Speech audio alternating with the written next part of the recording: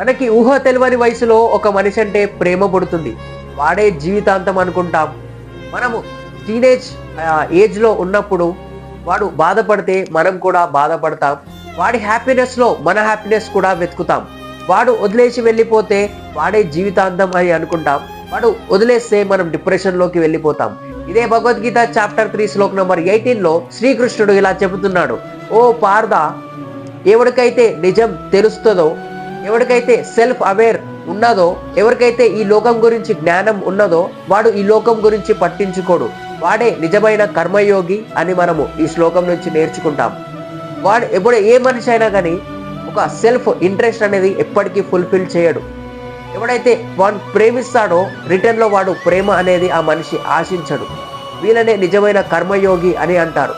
అందుకే శ్రీకృష్ణుడు ఇలా చెబుతున్నాడు, నువ్వు ఏ కర్మ ఏ పని చేసినా కానీ నువ్వు నా పేరు తీసుకొని చేస్తే, నువ్వు ప్రేమిస్తే మొత్తం పూర్తిగా ప్రేమించు, హెల్ప్ చేస్తే పూర్తిగా హెల్ప్ అనేది చెయ్యు అనేది, కానీ రిటర్న్ మాత్రం ఎప్పుడు మనం కోరుకోవద్దు అని ఈ శ్లోకంలో మనకి క్లారిటీగా శ్రీకృష్ణుడు ఎక్స్ప్లెయిన్ చేస్తున్నాడు. హరే కృష్ణ.